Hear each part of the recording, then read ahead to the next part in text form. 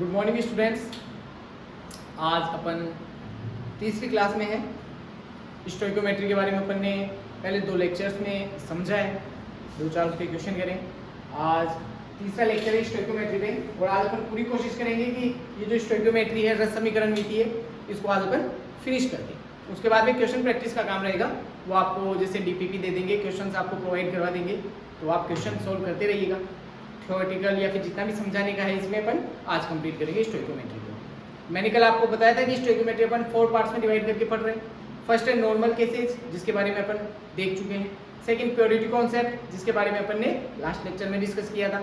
आज अपन देखेंगे yield concept या फिर एफिशिएंसी कॉन्सेप्ट, और फिर अपन लास्ट जो अपना पार्ट आएगा वो आएगा लिमिटिंग रिएजेंट, जो कि बहुत इंपॉर्टेंट रहेगा अपने लिए। ओके, तो स्टार्ट करते हैं अपन। आज अपन यील्ड कॉन्सेप्ट से स्टार्ट करते हैं। यील्ड कॉन्सेप्ट या फिर एफिशिएंसी कॉन्सेप्ट। यील्ड या फिर एफिशिएंसी का मतलब क्या होता है? एफिशिएंसी मतलब किसका कितनी दक्षता है, कितनी एफिशिएंसी है किसी की, ठीक है, किसी रिएक्टेंट की कितनी एफिशिएंसी है रिएक्शन करने की। ओके, और यील्ड कॉन्सेप्ट मतलब किसी प्रोडक्ट का कितना यील्ड बनता है। यील्ड मतलब कितनी मात्रा किसी रिएक्शन में रिएक्टेंट या प्रोडक्ट का बन रहा है या फिर कंज्यूम हो रहा है, ठीक है ना। तो डायरेक्ट क्वेश्चन से स्टार्ट करते हैं अपन। क्वेश्चन से समझ में आएगा। क्वेश्चन अपन देखते हैं। First, carbon plus oxygen carbon dioxide formation कर रहा है 50% एफिशिएंसी के साथ में, ठीक है। देखो इस एक लाइन में आपको समझ में आ रहा है 50% कोफिशिएंसी का मतलब ये है कि इस रिएक्शन की जो दक्षता है वो क्या है, 50% है, ठीक है, 100% नहीं है दक्षता। आगे है if 20 gram of carbon is burn, अगर 20 ग्राम कार्बन क्या होता है, दहन होता है, बर्न होता है, तो calculate volume of CO2 produced. तो जो CO2 प्रोड्यूस होगी उसका आपको क्या कैलकुलेट करना है बेटा, वॉल्यूम कैलकुलेट करना है। तो स्टार्ट करो वही प्रोसेस सेम जो स्टोइकोमेट्री में स्टार्टिंग से करते आ रहे हैं अपन, बैलेंस केमिकल इक्वेशन लिखने से, ठीक है। तो कार्बन प्लस ऑक्सीजन क्या बनाओगे, कार्बन डाइऑक्साइड। गिवन लिखना है यहाँ पर, तो कार्बन कितना गिवन है आपको, 20 ग्राम। ऑक्सीजन नहीं है गिवन। कार्बन डाइऑक्साइड का वॉल्यूम आपको कैलकुलेट करना है लीटर में, ठीक है, गिवन लिख दिया। स्टैंडर्ड वैल्यू लिखो, ग्राम में है तो इसका भी किस में लिखोगे, ग्राम में। तो कितना बेटा, 12 ग्राम, ठीक है, 1 मोल में। 1 मोल में कार्बन डाइऑक्साइड कितना, ऑक्सीजन कितना, 100 गुना 32, तो कार्बन कितना 12, 44, कितना लीटर बेटा, सॉरी अपन को काय में लिखना है बेटा, इसको लीटर में, काय में लिखना है, लीटर में। लीटर में है जब गिवन तो अपन को स्टैंडर्ड में लीटर में लिखना है। तो 1 मोल कार्बन डाइऑक्साइड गैस में कितना लीटर, 22.4 लीटर। समझ आ गया? लगा दो इसको, यूनिटरी मेथड लगा दो। यूनिटरी मेथड डायरेक्ट लगाओ इसमें आप, वॉल्यूम ऑफ CO2, ठीक है। वॉल्यूम ऑफ CO2 कितना हो जाएगा बेटा, अगर 12 ग्राम है तो 22.4 लीटर बनता है। 20 ग्राम होगा तो कितना बनेगा, तो 22.4 बटे 12 गुना 20। डायरेक्ट कर दिया अपन ने, कोई दिक्कत नहीं। इसको सोल्व कर लो, कितना आ जाएगा बेटा, लगभग आपका ये 37 के आसपास आ जाएगा, 37 लीटर। यूनिटरी मेथड है, बहुत क्वेश्चन करवा चुका हूँ पिछले लेक्चर में, डायरेक्ट दिखाया है यहाँ पे, ठीक है। वही अगर 12 ग्राम में कितना बनता है तो 20 ग्राम में कितना बनेगा, यूनिटरी मेथड से सोल्व कर दो, 37 लीटर कार्बन डाइऑक्साइड बनेगा। हो गया। लेकिन ये जो वैल्यू आई है ये आई है आपके पास में थ्योरेटिकल वैल्यू, ठीक है, रिएक्शन से, ठीक है। लेकिन क्वेश्चन में आपको दिया हुआ है कि 50% एफिशिएंसी है इसकी। कितने परसेंट एफिशिएंसी, 50%। तो रियल जो यील्ड होगा, रियलिटी में कार्बन डाइऑक्साइड कितना प्रोड्यूस होगा, ठीक है, मतलब अपन निकालेंगे इसका volume of carbon dioxide, actual value निकालेंगे अपन। तो एक्चुअल वैल्यू क्या आएगी बेटा, एक्चुअल वैल्यू आएगी 50%। परसेंट का मतलब 50 डिवाइडेड बाय 100 है ना, 50% ऑफ 37 लीटर। कितना आएगा 37 का 50% कितना हो जाएगा, 36, 18.5 लीटर। ये समझ में आएगा बेटा क्वेश्चन। देखो अपन ने कुछ भी नहीं किया है, अपन को रिएक्शन दी हुई थी, अपन जैसे स्टोइकोमेट्री से सोल्व करते थे, अपन ने क्या करना, कार्बन डाइऑक्साइड का वॉल्यूम कितना प्रोड्यूस होगा वो कैलकुलेट कर दिया। ठीक है, लेकिन अपन को क्वेश्चन में दिया हुआ था कि 50% एफिशिएंसी है, तो अपन ने इस वॉल्यूम का क्या कर दिया, 50% कर दिया, मतलब आधा कर दिया इसको। आंसर आ गया, समझ आ रही है बात, क्योंकि इस रिएक्शन की एफिशिएंसी कितनी है, 50%। ओके, ठीक है, नेक्स्ट क्वेश्चन देखो। नेक्स्ट क्वेश्चन सेम इसी प्रोसेस से, a + 2b 4c बन रहा है, 75% एफिशिएंसी है इसकी, ठीक है।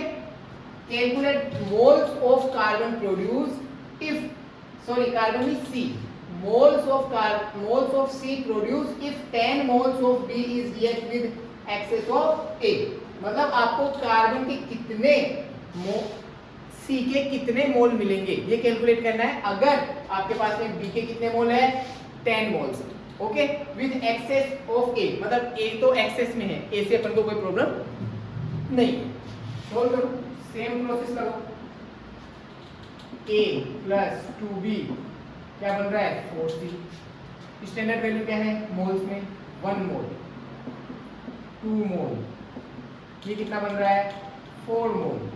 गिवन क्या है आपको, 10 मोल्स ऑफ B, B के कितने मोल गिवन है, 10 मोल। फाइंड क्या करना है, C के मोल। यूनिटरी मेथड लगा दो, यही तो करते आ रहे हैं अपन, यूनिटरी मेथड लगाओ। तो इसमें देखो थ्योरेटिकल वैल्यू लिखो पहले तो, थ्योरेटिकल वैल्यू, थ्योरेटिकल वैल्यू क्या, moles of C equal to क्या, अगर ये 2 मोल है तो ये 4 मोल बनता है, अगर 10 मोल है तो ये कितने मोल बनेगा, यूनिटरी मेथड डायरेक्ट सोल्व करो। 4/210 कितना रहेगा, 20 आ गया, कितना आ गया, 20 मोल्स। बात खत्म, ये थ्योरेटिकल आ गया है, ठीक है। लेकिन एक्चुअल क्या आएगा, एक्चुअल वैल्यू क्या आएगी, एक्चुअल वैल्यू वो आएगी जो इसकी एफिशिएंसी है। एक्चुअल वैल्यू क्या आएगी इसी की, एफिशिएंसी। एफिशिएंसी कितनी है इसकी, 75% एफिशिएंसी है, तो 20 का क्या कर दो, 75% निकाल दो, 20 कितना आएगा, ये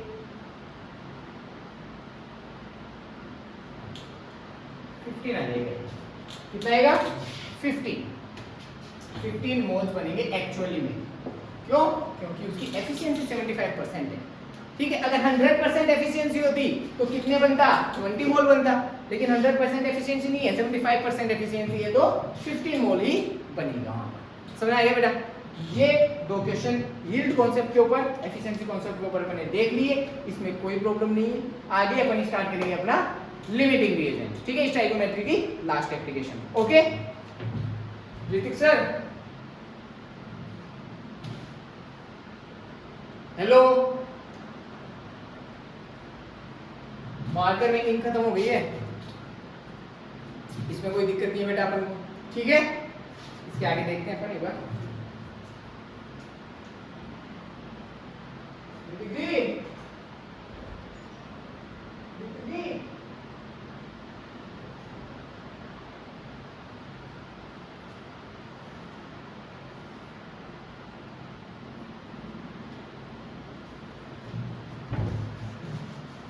सुविधा के लिए खेद है, हमारे वीडियो वही चल रहे हैं, उसके बाद दूसरा मार्कर था उसमें 30 सही है। चलो कोई दिक्कत नहीं है, क्वेश्चंस में कोई दिक्कत नहीं है आपको मेरे हिसाब से। आगे अपन देखेंगे आज बेटा स्टोइकोमेट्री का last portion, limiting reagent. Limiting reagent, इसको आप एलआर बोलोगे, क्या बोलोगे, एलआर। लिमिटिंग रिएजेंट या फिर लिमिटिंग रिएक्टेंट। लिमिटिंग रिएजेंट क्या होता है, देखो सबसे पहले आप सोचो कि आपके पास में केमिकल रिएक्शन दी हुई है, केमिकल इक्वेशन दी हुई है, उसके अंदर 2 रिएक्टेंट हैं, ठीक है, ए और बी मिलकर सी बना रहे हैं यहाँ पर, ठीक है। तो अगर 1 मोल ए मिलता है, 1 मोल बी मिलता है और 1 मोल सी बना लेते हैं ये मिलकर, ठीक है। देखो ए है प्लस बी है, ये सी प्लस बी बना देते हैं, ए का 1 मोल बी का 1 मोल मिलकर 1 मोल सी का बना देता है, ऐसे माना आपने, ठीक है। तो अगर आप मुझे ऐसे बताओ कि मैं बी के 0.5 मोल ले लूंगा और ए का मैं 1 ही मोल लूंगा, तो मेरे पास में सी कितना बनेगा, कितना बनेगा, Cv 0.5 मोल ही बनेगा। Cv कितना बनेगा, 0.5 मोल। समझ आ रही बात, क्योंकि 0.5 मोल है, 0.5 A भी कंज्यूम हो जाएगा और 0.5 A C बन जाएगा, और बाकी का जो 0.5 जो A बचेगा वो उसमें रिएक्शन में बच जाएगा उसमें, ठीक है। तो ऐसा जो रिएक्टेंट होता है जिसके ऊपर पूरी केमिकल रिएक्शन डिपेंड हो जाती है, उसकी लिमिट के लिए, ठीक है, ये लिमिटेड है इसलिए ये इसके ऊपर डिपेंड हो गया सी का फॉर्मेशन। तो ऐसे रिएजेंट को अपन क्या बोलते हैं बेटा, लिमिटिंग रिएजेंट। क्यों, क्योंकि इसकी लिमिट डिसाइड करेगी कि COD कितना बनेगा। समझ आ गई बात। और जो कंपोनेंट क्या है, एक्सेस के अंदर है, मतलब ज्यादा है, उसको अपन बोलते हैं बेटा एक्सेस रिएजेंट। क्या बोलते हैं, एक्सेस रिएजेंट। समझ आ गई बात। ये हो गया लिमिटिंग रिएजेंट, ये हो गया एक्सेस रिएजेंट। इससे कोई मतलब नहीं है ऐसे, क्यों, क्योंकि एक्सेस में है, बहुत सारा है तो, ठीक है। रिएक्शन या फिर इन दोनों का फॉर्मेशन डिपेंड किस पे करेगा, लिमिटिंग रिएजेंट पर। किस पर, लिमिटिंग रिएजेंट पर। स्टोइकियोमेट्री लगाओगे तो किसके ऊपर लगाओगे, इस लिमिटिंग रिएजेंट के ऊपर अपन स्टोइकियोमेट्री लगाकर देखेंगे कि COD कितना बनेगा। समझ में आया बेटा, ये है लिमिटिंग रिएजेंट का कॉन्सेप्ट।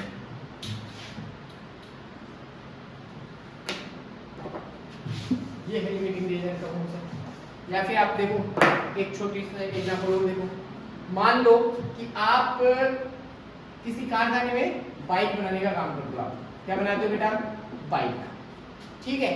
अब आपके पास में 1000 तो क्या है, टायर्स है, ठीक है, 500 इंजन है, ओके। 1000 टायर है और 500 इंजन है, और आपके पास में बाइक बनाने का कारखाना है। तो मुझे बताओ आप, मान लो आपके पास में टायर कितने हैं, 2000, ठीक है। तो मुझे बताओ कि बाइक्स कितनी बना सकते हो आप इन दोनों से। क्या 2000 बाइक बनाई जा सकती है, नहीं। इंजन कहां से लगाओगे, समझ बात। अरे भाई 500 इंजन है तो आप कितनी बाइक बना सकते हो, इससे 500 बाइक ही बना सकते हो। समझ आ रही ना बात, सिंपल एग्जांपल बताया मैंने आपको। तो ये जो इंजन हो गया, ये हो गया लिमिटिंग रिएजेंट, और ये जो टायर्स है ये क्या है, एक्सेस रिएजेंट। ओके बेटा, थोड़ा सा समझाने के लिए बताया। लिमिटिंग रिएजेंट में मेरे हिसाब से कोई दिक्कत नहीं है आपको। लिमिटिंग रिएजेंट की अपन थोड़ी बहुत एक दो लाइनें आपको बता देता हूं मैं आपको, है ना। जो लिमिटिंग रिएजेंट होता है, limiting reagent is completely consumed in reaction. Completely consume, limiting reagent जो होगा वो रिएक्शन के अंदर कंप्लीटली कंज्यूम हो जाएगा, ठीक है।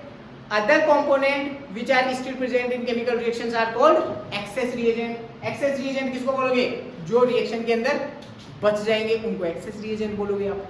समझ में आ रही ना बात। बस ये दो तीन बातें हैं, तो इस लिमिटिंग रिएजेंट की अपन एक दो बातें लिख लेते हैं, उससे आपका थोड़ा पता बन जाएगा कि क्या है क्या नहीं।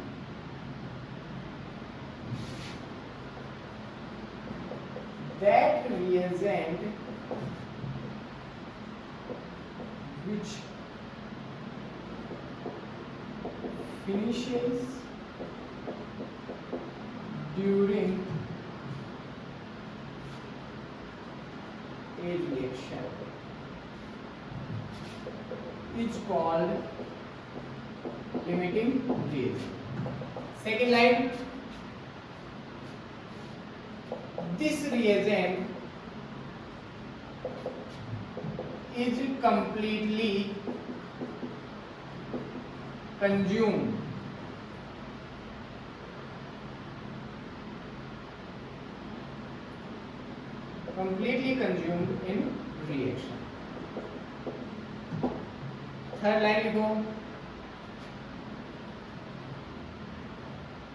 other reagents which are still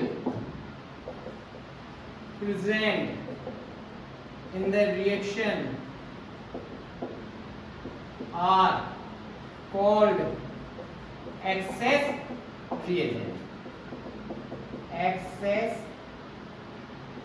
reagent कुछ नहीं लिखा अपन ने सिंपल सा लिखा है कि जो रिएजेंट फिनिश हो जाता है, कंप्लीटली फिनिश हो जाता है रिएक्शन के दौरान, उसको लिमिटिंग रिएजेंट बोलोगे। कंप्लीटली कंज्यूम हो जाता है वो, ठीक है, और जो रिएजेंट कंप्लीटली कंज्यूम नहीं होता, जो बच जाता है, रिमेन रह जाता है जो पोर्शन, जो रिएजेंट, उसको आप एक्सेस रिएजेंट बोलते हो। यहाँ तो कोई दिक्कत बेटा नहीं सर, कोई दिक्कत नहीं है, आगे बढ़ेंगे बस।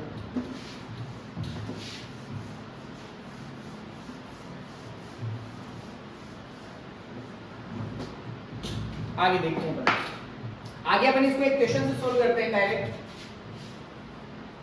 क्वेश्चन लेते हैं कि a plus 2b form 5c, ठीक है, a है उसमें 2b ऐड करके अपन क्या बना रहे हैं बेटा, 5c बना रहे हैं, ठीक है। a का 10 ग्राम है या 10 मोल ले लो, 10 मोल, b भी आपने 10 मोल लिया, c का मोल आपको कैलकुलेट करना है, ठीक है। स्टैंडर्ड वैल्यू लिख दो, ये 1 मोल है, ये 2 मोल है, ये 5 मोल है, ओके। क्वेश्चन ये है कि calculate moles of C produce, reaction दी हुई है आपको और आपको क्या करना है, सी के मोल को क्या करना है, कैलकुलेट करना है कितना सी का मोल प्रोड्यूस होगा। क्वेश्चन समझ में आ गया मेरे साथ? अभी देखो इसमें अपन डायरेक्ट है ना स्टोइकोमेट्री नहीं लगा सकते क्योंकि नॉर्मल केस नहीं है। डायरेक्ट स्टोइकोमेट्री का मतलब तो ये हो गया कि या तो आप इन 4 वैल्यू से निकालो या फिर आप एक ही हिसाब से निकालो, तो दोनों वैल्यू अलग अलग आ जाएगी, आएगी नहीं आएगी, स्टोइकोमेट्री कोएफिशिएंट अलग अलग है इनका, ठीक है। अगर दो बी है तो 5 मोल बनता है सी, 10 होगा तो ये कितना बनेगा, तो एक वैल्यू आएगी। अगर एक ही हिसाब से निकालोगे तो वो अलग वैल्यू आएगी, तो अलग अलग थोड़ा बनेगा सी का जो भी फॉर्मेशन होगा उसका जो अमाउंट होगा वो तो एक ही होगा ना, ठीक है। तो अपन को कैलकुलेट क्या करना है इसमें, अपन को पहले देखना पड़ेगा कि ए और बी में से लिमिटिंग रिएजेंट कौन सा है। अब ए और बी में से लिमिटिंग रिएजेंट अगर हमें पता लग जाएगा तो उस लिमिटिंग रिएजेंट के हिसाब से ही हम क्या करेंगे, स्टोइकोमेट्री लगा के, यूनिटरी मेथड लगा के इसमें सोल्व कर लेंगे। समझ आ रही बेटा? स्टोइकोमेट्री लगा के आप इसको सोल्व कर लोगे तो देखो इसमें सबसे पहले अपन को कैलकुलेट करना पड़ेगा कि इसमें लिमिटिंग रिएजेंट कौन सा है। तो लिमिटिंग रिएजेंट के फाइंड आउट करने का तरीका देखो। सबसे पहला मेथड देखो, आप 2 मेथड बता रहा हूं, ठीक है, अपन यूज एक ही करेंगे। ये फर्स्ट वाला तो एक बार समझ लीजिए, आप देख लो। मेथड फर्स्ट देखो, लिमिटिंग रिएजेंट को फाइंड आउट करने के लिए मेथड फर्स्ट देखो, ए और बी में देखो, for complete reaction of A, B required। देखो कंप्लीट रिएक्शन ऑफ ए के कंप्लीट रिएक्शन के लिए बी कितना रिक्वायर्ड रहेगा, ठीक है, यूनिटरी मेथड से निकालो। तो ए के 10 मोल, ठीक है, फॉर कंप्लीट रिएक्शन ऑफ ए,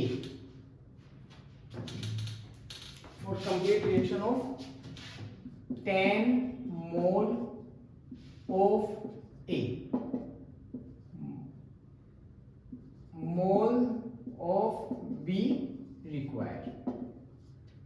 10 मोल ए के कंप्लीट रिएक्शन के लिए बी के कितने मोल रिक्वायर्ड है आपको, ठीक है। तो इसको सोल्व करने के लिए अपन क्या करेंगे, 2 मोल के लिए 1 मोल के लिए 2 मोल भी चाहिए, तो 10 मोल के लिए कितना चाहिएगा, 1 मोल के लिए कितना चाहिए, 2/1 into 10 कितना है, 20 मोल्स।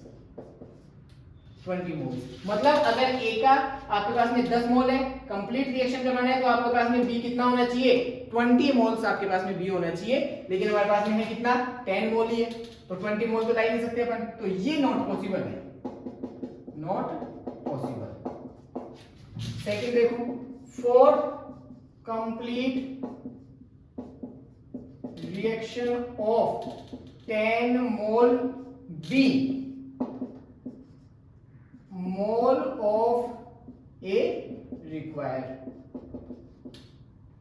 ठीक है।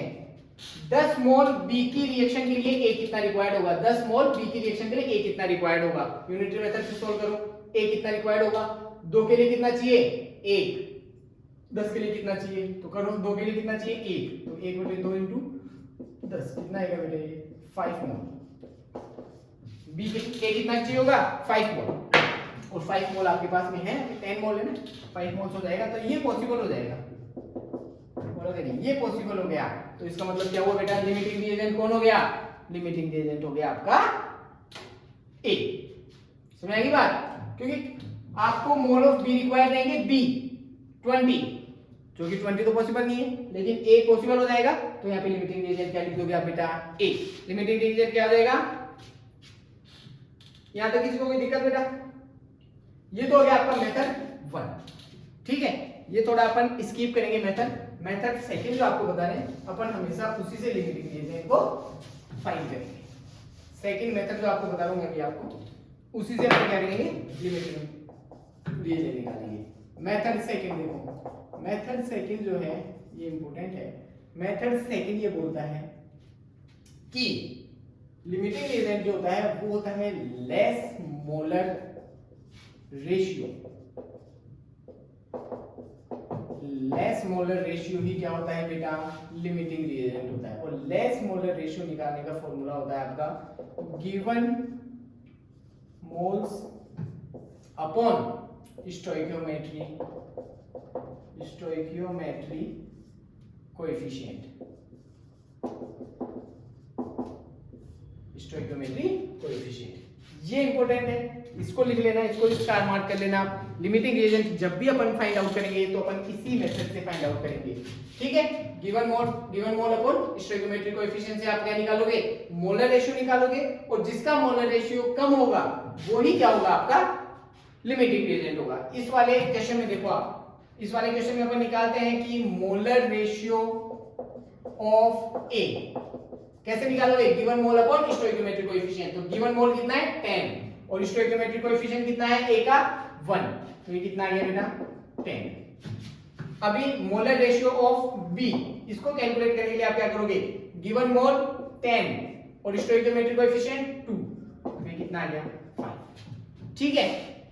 तो less stoichiometric less molar ratio कौन सा है बेटा, बी का लेस आ रहा है, कम आ रहा है, तो बी ही क्या है इसमें, लिमिटिंग रिएजेंट। तो बी क्या हो गया आपका, लिमिटिंग रिएजेंट, और ए क्या हो गया, एक्सेस रिएजेंट।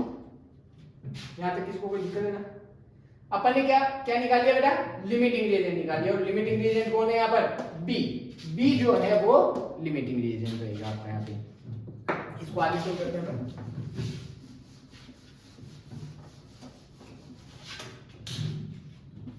देखो लिमिटिंग रिएजेंट कौन आया, बी। तो अब जब इसको आगे आप सोल्व करोगे, सी के जो मोल आप कैलकुलेट करोगे वो किसके बेस पे करोगे, बी के बेस पे। क्यों, क्योंकि बी है लिमिटिंग रिएजेंट। ओके, अब लगा दो आप यूनिटरी मेथड। अगर 2 मोल बी है तो सी कितना बनता है, 5 मोल, और अगर 10 मोल है कौन, बी, तो सी कितना बनेगा 5/2 मल्टीप्लाई 10, कितना जाएगा बेटे 25 मोल। तो आ गया बेटा, ये आ गया आपका आंसर। ओके ऋतिक जी, यहां पे किसी को कोई दिक्कत, चलो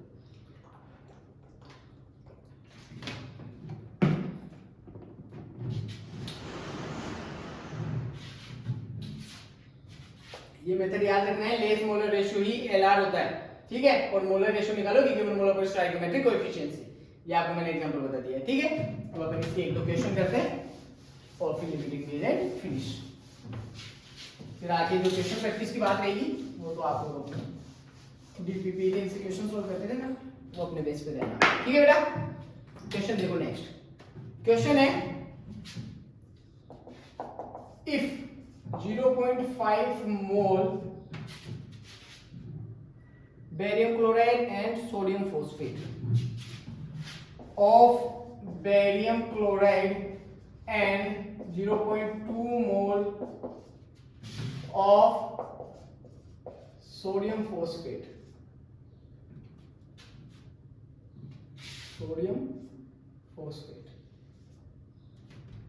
is mixed, ठीक है। Calculate maximum amount of barium sulfate.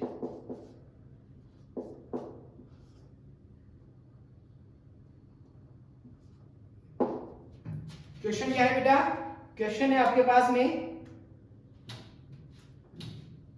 Question दिया हुआ है कि अगर आपके पास में 0.5 मोल बेरियम क्लोराइड है और 0.2 मोल सोडियम फॉस्फेट है, तो आपके पास में कितना बेरियम फॉस्फेट बनेगा ये आपको कैलकुलेट करना है। ठीक है, लिमिटिंग रिएजेंट वाला कॉन्सेप्ट लगा दी। सबसे पहले रिएक्शन लिखो, क्या क्या है? बेरियम क्लोराइड है, बेरियम क्लोराइड रिएक्ट किससे करेगा? सोडियम फॉस्फेट से।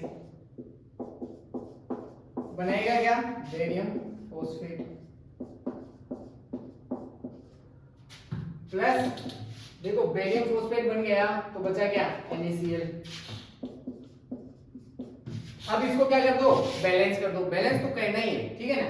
बैलेंस करने के लिए अपन क्या करेंगे? देखो सोडियम 3 है, सोडियम यहाँ पे 1 है, बेरियम 3 है, बेरियम यहाँ पे 1 है, तो सबसे पहले तो बेरियम को आप करो 3, ठीक है? 3 फॉस्फेट, यहाँ पे फॉस्फेट कितने हैं? 2, तो यहाँ पे 2 लगाओ और यहाँ पे लगाओ 6।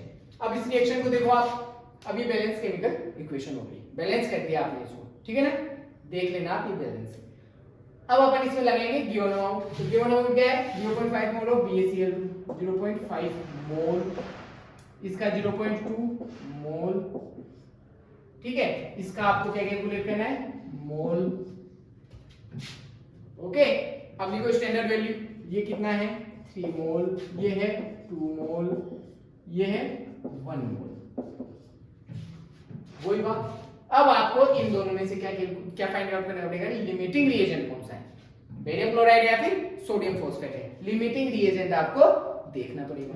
लिमिटिंग रिएजेंट देखने का सिंपल तरीका, मोलर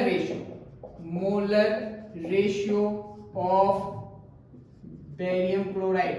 मोलर रेशियो बताओ, given mole upon stoichiometry coefficient, given mole upon stoichiometry coefficient, ठीक है? ये कितना आएगा बेटा? ये आएगा 1/6, ठीक है ना?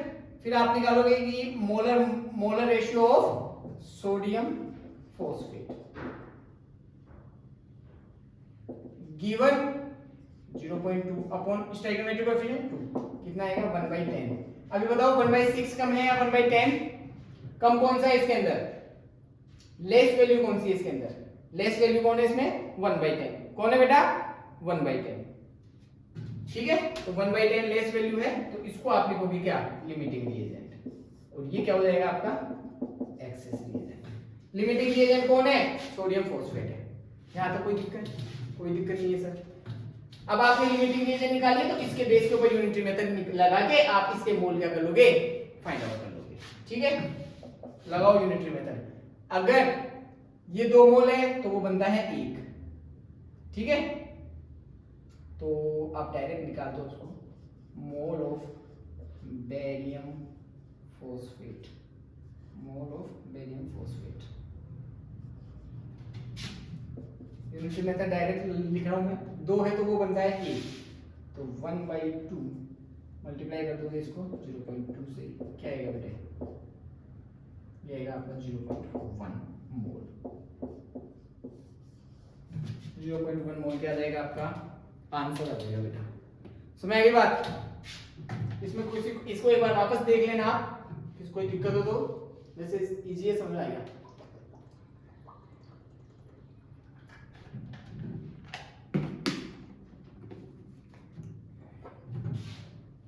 नेक्स्ट क्वेश्चन देखो,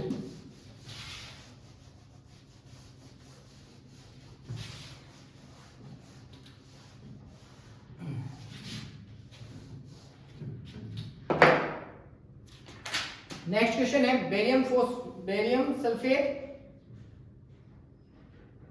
barium chloride H2SO4 if 0.5 mole barium chloride react with 1 mole of H2SO4, then find moles of barium sulphate. Solution, question देख लो एक बार वापस स्पीड में। 0.5 मोल बेरियम क्लोराइड है जो कि रिएक्शन करेगा 1 मोल ऑफ H2SO4 के साथ में, तो जो बेरियम सल्फेट बनेगा, ठीक है, बेरियम सल्फेट जो बनेगा उसका मोल्स कितना होगा। स्टार्ट करो। Barium chloride, barium chloride plus H2SO4 क्या बनाओगे, बेरियम सल्फेट। जब बेरियम सल्फेट बन गया तो बचा क्या, HCl, ठीक है, बेरियम एक है, सल्फेट एक है, HCl, तो यहाँ पे आप क्या लगा दोगे, 2। ये हो गई आपकी बैलेंस केमिकल इक्वेशन। लिख दो, गिवन वैल्यू लिखो, किसके कितने मोल, 0.5 मोल, इसके कितने मोल, 1 मोल, और स्टैंडर्ड वैल्यू तो इनकी 1 मोल, 1 मोल, 1 मोल, और आपको फाइनली इसको किस में कहना है, मोल के अंदर। ऋतिक सर आज थोड़ा ठीक है, सेम प्रोसेस। ये SO4 निकालना है, लेकिन इन दोनों में से पहले लिमिटिंग रिएजेंट निकालना पड़ेगा आपको। क्या आप स्टाइकियोमेट्री, क्या आप यूनिटरी मेथड इसके रेस्पेक्ट में लगाओगे या फिर इसके रेस्पेक्ट में लगाओगे, ठीक है। तो आपको क्या निकालना पड़ेगा, लिमिटिंग रिएजेंट। लिमिटिंग रिएजेंट के लिए मोलर रेशियो,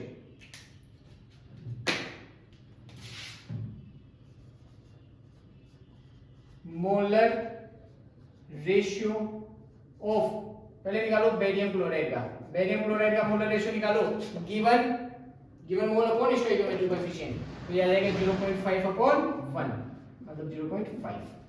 फिर मोलर रेशियो ऑफ H2SO4, तो मोलर रेशियो H2SO4 का निकालोगे तो given mole upon stoichiometric coefficient 1, ये कितना आ जाएगा, 1। कौन सी वैल्यू लेस है, 0.5, तो ये हो गया आपका लिमिटिंग रिएजेंट। लिमिटिंग रिएजेंट कौन हो गया आपका, बेरियम क्लोराइड आपका लिमिटिंग रिएजेंट हो गया। तो बेरियम क्लोराइड लिमिटिंग रिएजेंट हो गया, तो अब लगा दो यहाँ पे यूनिटरी मेथड। बेरियम क्लोराइड के रेस्पेक्ट में यूनिटरी मेथड लगा के क्या निकालोगे, बेरियम सल्फेट का मोल निकालोगे, ठीक है। लगाओ, अगर वो एक है तो ये एक है, तो mole of barium sulphate equals to 1/1 multiply 0.5 equals to 0.5 mole. Answer, barium sulphate कितना बनेगा, 0.5 मोल बनेगा। और आप डायरेक्ट भी देख सकते हो बेटा, आप लोग डायरेक्ट भी देख सकते हो। अगर ये 1 मोल है तो ये 1 मोल बनता है, और अगर ये 0.5 मोल होगा तो ये भी 0.5 मोल बनेगा। समझ आ रही ना बात, क्यों, क्योंकि ये लिमिटिंग रिएजेंट है, इसी के ऊपर डिपेंड करेगा इसका फॉर्मेशन। ये 1 मोल है तो ये भी 1 मोल बनेगा, ये 0.5 मोल है तो ये भी 0.5 मोल बन जाएगा। और प्रोसेस पूरी अपन ने देख ही ली, कैसे क्या सॉल्व करना है अपन को। किसी को कोई दिक्कत, okay, next question.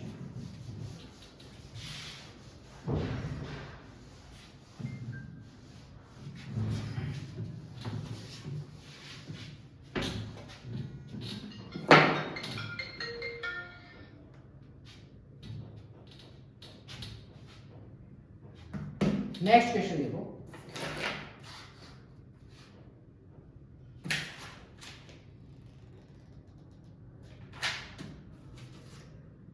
Next last है 10 ग्राम हाइड्रोजन और 64 gram. If 10 gram H2 react with 64 gram O2, ठीक है। कैलकुलेट करना है आपको amount of water, amount of water is equals to water. Solution देखो, क्वेश्चन समझ में आ गया। 10 ग्राम हाइड्रोजन है और रिएक्ट कर रहा है 64 ग्राम ऑक्सीजन से, ठीक है, और आपको अमाउंट निकालना है वाटर का। स्टार्ट करो, H2 प्लस O2 क्या बनाओगे, H2O, बैलेंस करो, 2 2 हो गई balance, yes sir.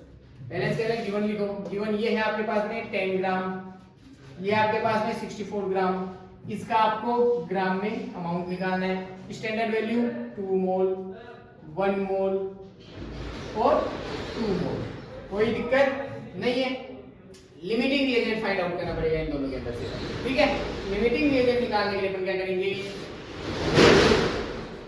Limiting reagent निकालने के लिए मोलर रेशियो ऑफ H2 क्या लिखोगे? गिवन मोल। अब आपको मोल नहीं है, यहाँ पे गिवन मोल नहीं है, आपको ग्राम में दिया हुआ है, तो आप इसको क्या करो, इसको क्या करें अपन, इसको या तो मोल में कन्वर्ट कर लें, ठीक है, तो इसको मोल में कन्वर्ट करो।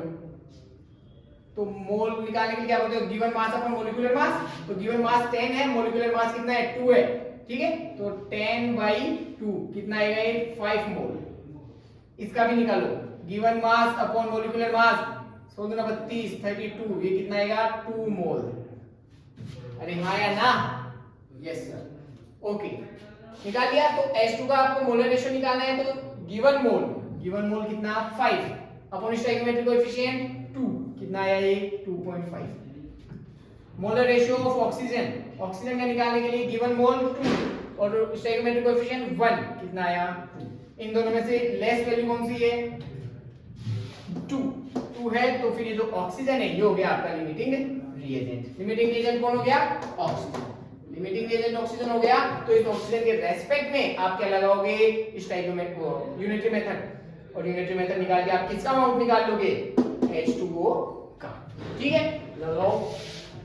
देखो, अच्छा, अपन को इसमें यूनिटरी मेथड लगाना है, अपन को H2O को ग्राम में अपन को कैलकुलेट करना है, तो इसका स्टैंडर्ड वैल्यू भी अपन ग्राम में लिख ले, एक बार लिख लो। H2O का स्टैंडर्ड वैल्यू 2 मोल्स का H2O कितना आएगा ग्राम में? 36 ग्राम।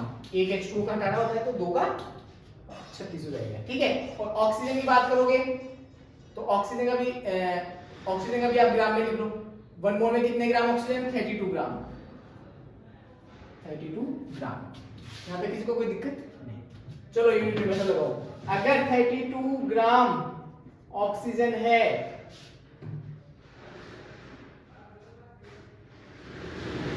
कितना फॉर्म करता है H2O? ये H2O फॉर्मेशन करता है 36 gram. 32 gram oxygen form H2O 36 gram. Then if लगा दो, इसके लगा दो, देन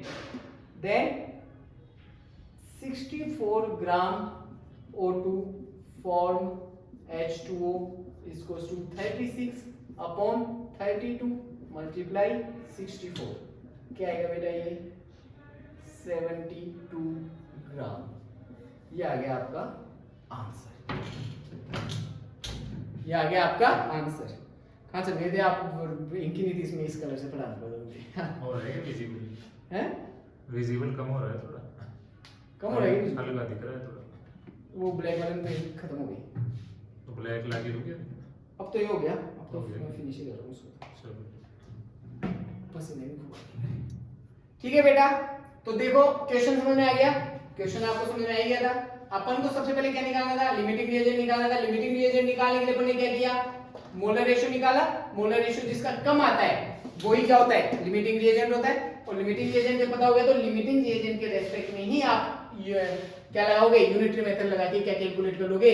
आपका H2O का वेट आप या फिर अमाउंट इसमें कैलकुलेट कर लेंगे। तो मेरे हिसाब से अभी तक इन 4-5 क्वेश्चंस में किसी को कोई दिक्कत नहीं होनी चाहिए। लिमिटिंग रिएजेंट में किसी को कोई दिक्कत नहीं होनी चाहिए। और इस क्वेश्चन और इस लिमिटिंग रिएजेंट के टॉपिक के साथ में अपना स्टोइकियोमेट्री क्या होता है बेटा? फिनिश होता है, ठीक है। अभी आप जितने ज्यादा क्वेश्चन प्रैक्टिस करते जाओगे ना, उतनी ज्यादा आपके अंदर क्लियरिटी आती जाएगी। बेसिकली स्टोइकियोमेट्री में कुछ भी नहीं है, आपको स्टोइकियोमेट्री में रिएक्शन को बैलेंस करना आना चाहिए, उसके बाद में यूनिटरी मेथड अप्लाई करना आना चाहिए, और कुछ भी नहीं है इसके अंदर, ठीक है। प्योरिटी कॉन्सेप्ट आएगा तो वहां पे प्योरिटी परसेंटेज निकाल लो। यील्ड कॉन्सेप्ट आएगा तो यील्ड परसेंटेज के हिसाब से उसको कैलकुलेट कर लो। लिमिटिंग रिएजेंट का जब भी कॉन्सेप्ट आएगा तो पहले लिमिटिंग रिएजेंट को आप फाइंड करोगे और उसके बाद में उस लिमिटिंग रिएजेंट के बेस के ऊपर आप क्या करोगे? यूनिटरी मेथड लगा के जो भी आपको पूछ रहा है क्वेश्चन में, उसका आंसर अपन क्या करेंगे? फाइंड करेंगे, ठीक है बेटा। तो इस क्लास के साथ में आज अपन फिनिश करते हैं अपनी स्टोइकियोमेट्री को। नेक्स्ट क्लास में अपन देखते हैं कोई नया टॉपिक बढ़िया सा, ओके। आपको इसके क्वेश्चन जो है वो डीपीपी या फिर जैसे भी होगा अपन मैं पीडीएफ के थ्रू आपको प्रोवाइड करवा दूंगा। आप जितने ज्यादा क्वेश्चन करेंगे उतना ज्यादा आपको प्रॉफिट रहेगा फिजिकल केमिस्ट्री के अंदर। तो ओके, ठीक है, थैंक यू।